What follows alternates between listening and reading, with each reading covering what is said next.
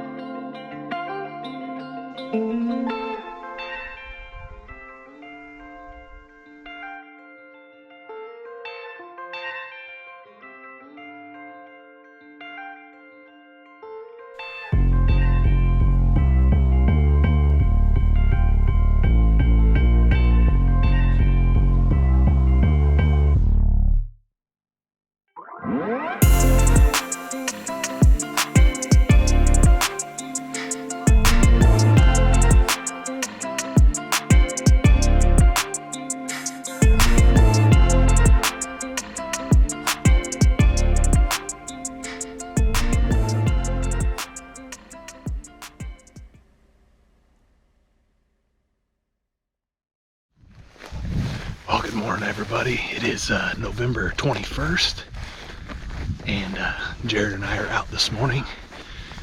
Just started glassing. Good news is we got a cruising buck.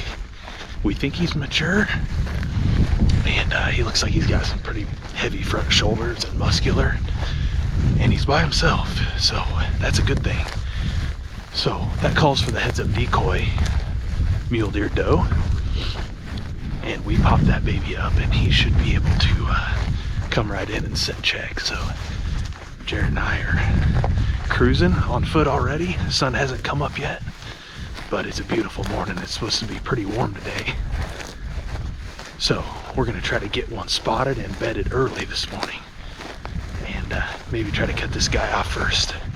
So here we go.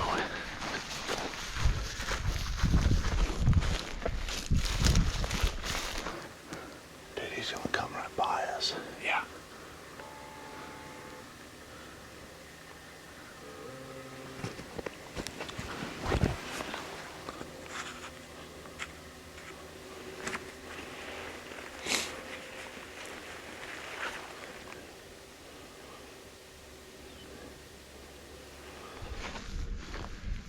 All right, guys. Well, we had our cruising buck came into like 100 yards or so, and he's just a little timid right now. He didn't want to commit to the decoy. Well, we ended up figuring out that he had just walked by a more mature buck down the drainage a little ways. So we just feel like he's, I mean, we've seen him and we encountered him earlier in the season, and we know that he's a buck that needs another year or two. So we knew he was subordinate. And so it doesn't surprise me that he wasn't extremely confident, because he's just out cruising by himself, and that's just not like a big buck. So we let him pass, and now we've spotted the actual mature mule deer, and we also spotted a whitetail that's with a single doe, which is awesome for us. So we have the heads up whitetail and the heads up mule deer, and we're gonna work in and see if we can't get one of these to play ball. It's a cool, crisp morning. It's beautiful out.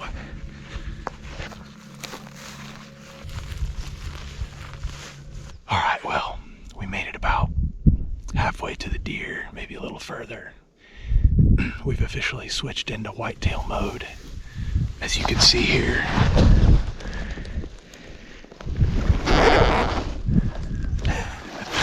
So that's the beauty of where we are, is you can carry a mule deer decoy and a whitetail buck and be in the game both ways sometimes. So we're gonna keep creeping, and this dude is up ahead with a doe.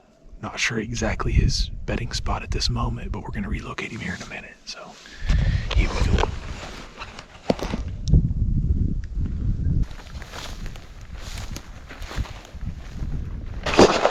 Alrighty guys, we gotta be within probably 50 or less. Gonna drop bags. We got the decoy up just in case. Probably gonna grunt here pretty soon. Try to get him to stand up. Go and eat, baby.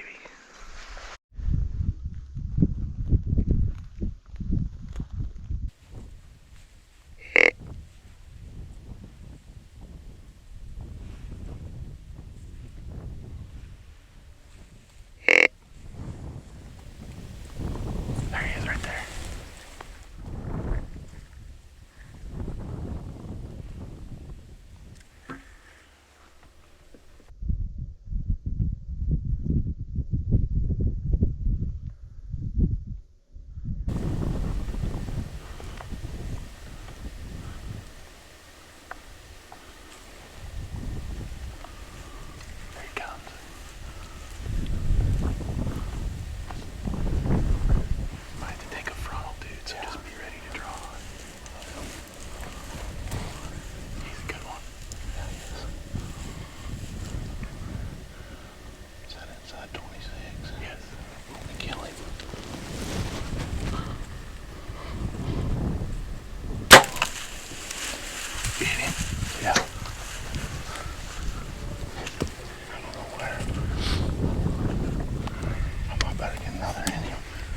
Well, we thought Jarrod made a pretty good shot on this buck, but unfortunately he was a little bit behind and to the left of the camera, so his angle wasn't as good.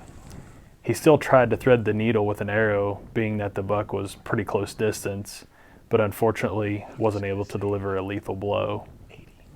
We were able to pick up the blood trail a little bit later, and unfortunately it dried up pretty quick. We were able to spot the buck later on in the day without injury.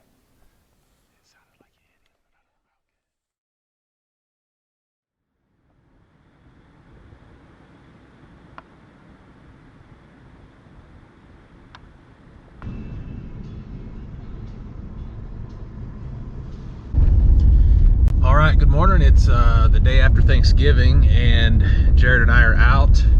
We got Brett's buck taken care of yesterday. Thankfully caught up to him, and now Jarrod and I are trying to find a last minute whitetail or mule deer. I guess it doesn't really matter what we find, but we found a good whitetail this morning already. The sun's just coming up, and it's just a gorgeous morning. It's like 15 degrees right here probably, and no wind. It's supposed to give us about a 10-mile an hour wind today, so it'll be pretty good for stalking. But now we got a herd of whitetails that are just kind of working off to the north, or to the south I mean, and they're going into some other cover, some walk-in hunting thankfully. So we're going to try to get around to a different angle and see if we can't be patient, watch them bed down this morning.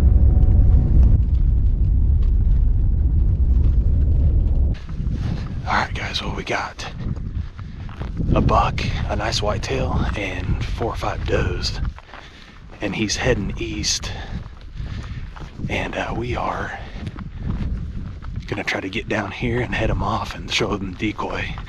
He is not having any part of this young buck that's with him, so I think he's gonna try to run us off if we get down here in position. So we're just gonna try to get him headed off, and we had to bail out of the pickup and get on foot because it's just so wide open out here. We just can't be moving around trying to get a vantage point. Hopefully we can get hidden here. All right guys, well, good news, we got the wind in our face, the sun in our back, and we got this little kind of waterway drainage, just a tiny little drain off the edge of a field. We got the deer about 200 yards to the northwest of us, and there's a pickup. Someone else is looking at him about a mile north of us. If the deer decide to move because of that pickup, they should come right in our lap right here, and we got the decoy up, and he's not having any part of another buck challenging right now, so hopefully it'll work out here. But it's looking good. Got a pretty awesome little ambush spot right here. Sweet, man.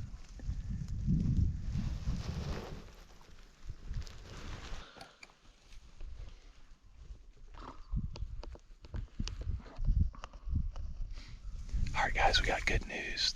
All the deer laid down. We still have the pickup on the road watching, which is no problem. They're out there a long ways, so they might get a show today. This is cool because it's public. This little piece is walk-in hunting, and we got like a mile radius around us that we can hunt, so we're sitting really good right now. Got the wind in our face, sun at our back. We're just gonna keep creeping through here, and we're within like 125 right now, so it's pretty awesome.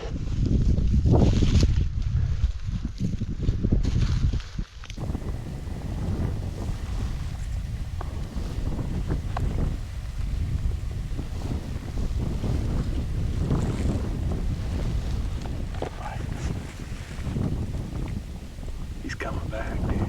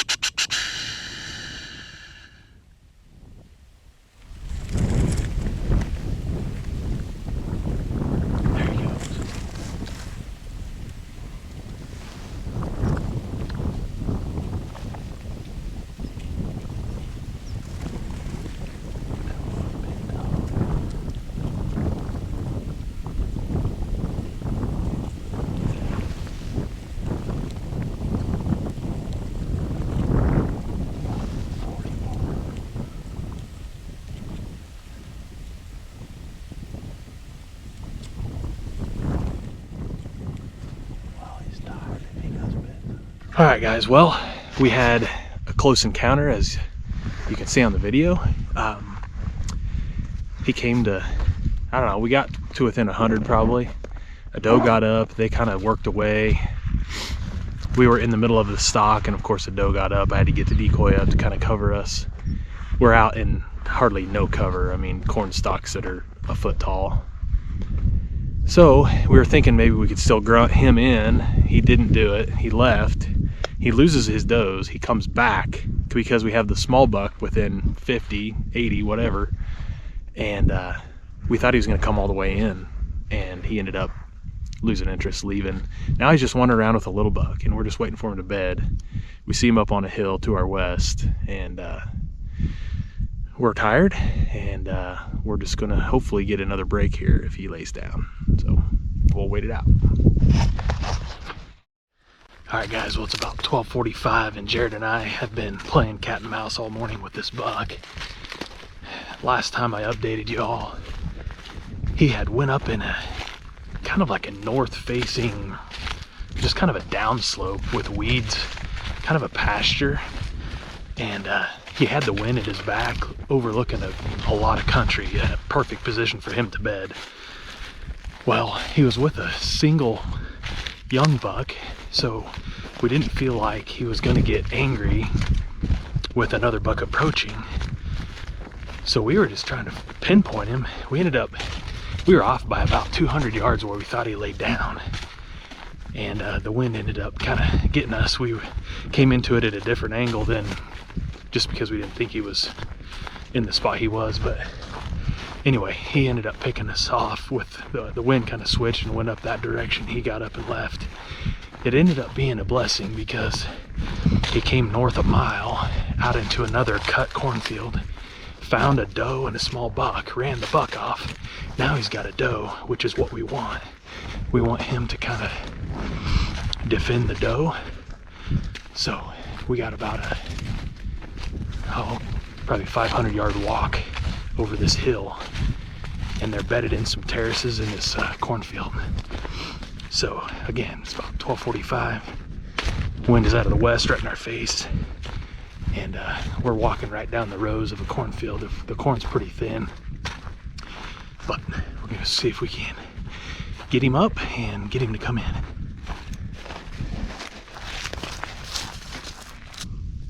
All right, guys, well, we've made a pretty good crawl. Now we've got south of them. So as we go west, the sun will kind of help us a little bit, I hope. We've got a really nice clean corn row that we're gonna pick, and we're just gonna cruise right down it. And it should be about 40 yards south of him once we get up here. But we see him, we just gotta stay low, and the wind's right in our face, so we're doing pretty good. We need about 2 hours. Yeah. Well, guys, you guys have been along with us all day on this buck. He's a good one. He understands his terrain, and he's in like 6 sections of just flat, kind of soft, slopey terrain. He knows the game, and we found him with another doe. Thought, well, it's just him and maybe 2 other deer. We crawled in here. There's 4 bucks, 3 younger ones, a doe, and him. So we still have a full party, but we got the sun sort of with us. Perfect wind, and they don't know we're here. We're about 250 yards, so hopefully they'll settle back in and we'll get in their range. Stick with us on this.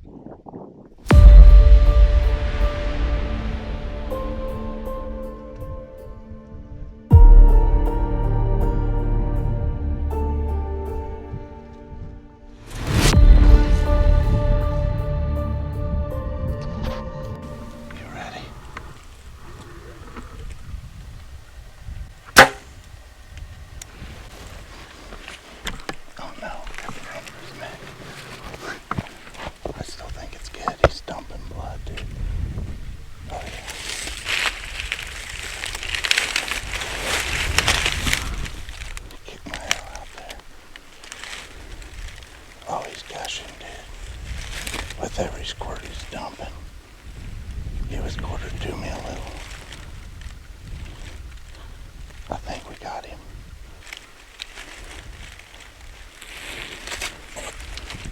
Hold that decoy. Look at that blood. Hold the decoy. Look at the blood, dude. He's done.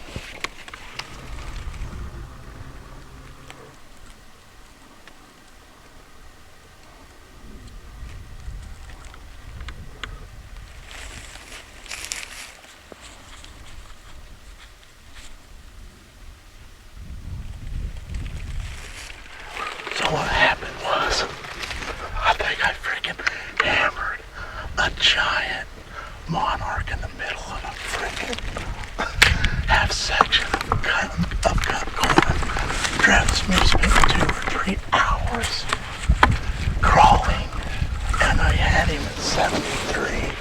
I hope Travis got the other camera on, but man, I felt so good. I was like, I'm just gonna let it eat. No, it was good. It was a good decision. And I let it eat, and he's down over there. We're gonna give him a little minute, but blood was just dumping out the front of that deer. Yeah. Man, I'm glad Jarrod shot when he did. I was just kicking the camera on, and I had it on, and I grunted, and he finally stood up. He kind of stretched, took a leak, and now we got some little guys coming in. But that was awesome. Oh my goodness. That is by far my biggest whitetail I've ever killed. Let me tell you something. So, I'll tell you what. This was the most epic stalk Jarrod and I have ever been on. The reason being is there's hardly any wind. We're in cut corn. We belly crawled some, we regular crawled some, and this just got amazing. I mean, we've got 3 young bucks beside us. This one's coming in. This one's coming in right here.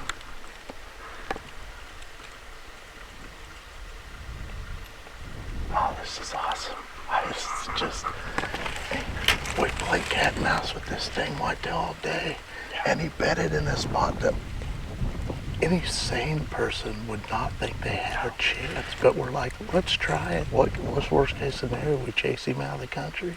We have just enough wheat stubble right here that it's breaking up about 1.5 feet off the ground, and we just got in here, got the decoy up, grunted. We got into 73 yards, and that's all the closer we could get. This little guy's at 40 right now. Right. Let's swing over to this little buck real quick. He's got to win this any minute. Yeah.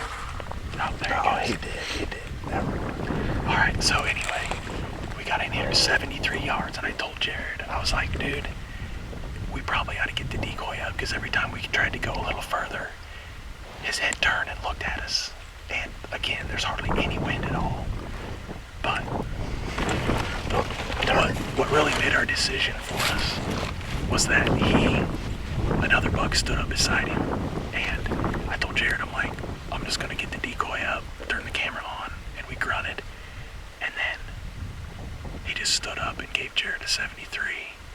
I was calling him off to try to get the focus, but I tried to focus as good as I can. I'm guessing the film work is not ideal, but I had a decoy in one hand and a camera in the other, so we take what we get. Show down this row what we crawled with, and to get this deer was bedded the hill goes up, comes to a bottom, and then the last 60 yards we're in close. It's quiet, but that's the best part where he was most hidden. The rest of the time it's going up a hill. He's got an advantage on the high. Yeah.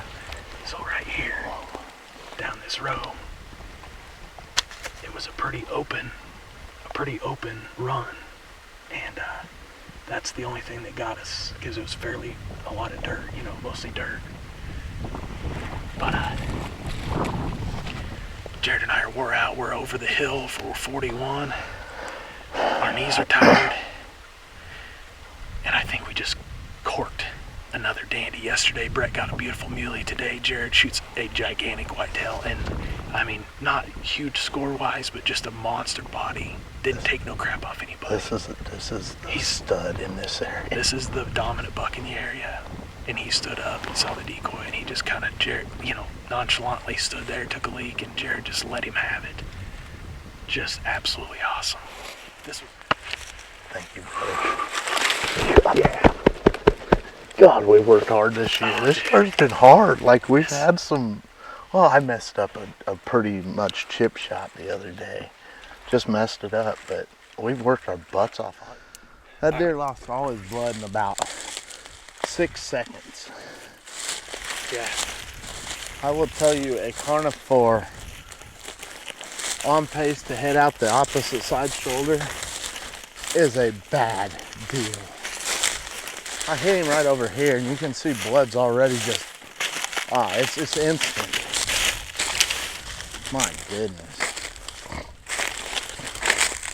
Wow.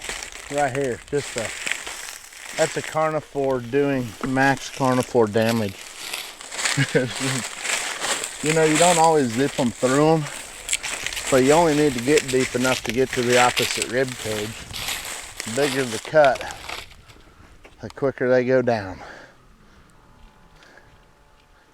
Well, we just follow this out.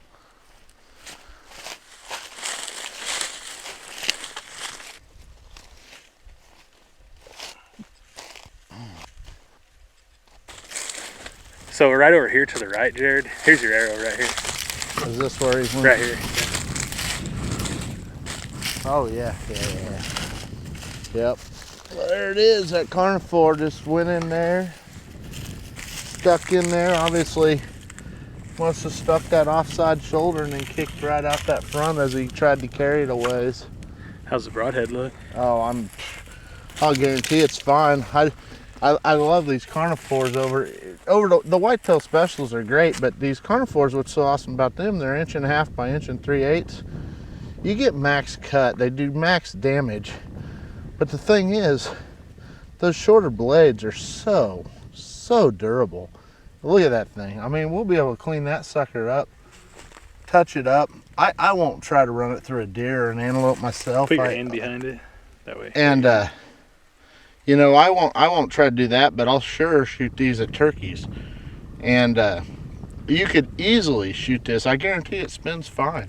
You don't shear blades like this is my favorite blade or broadhead, and it's going to be the one I shoot for.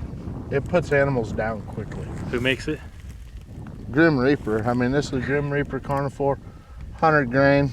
And Jarrod and I have been running these for A few years. 5 years at least. Yeah. And I'm telling you, you can fold the blades up, go spin them. Sometimes they're a little wobbly, so you throw them away or replace, you know, a few parts or whatever. If not, it's not a big deal.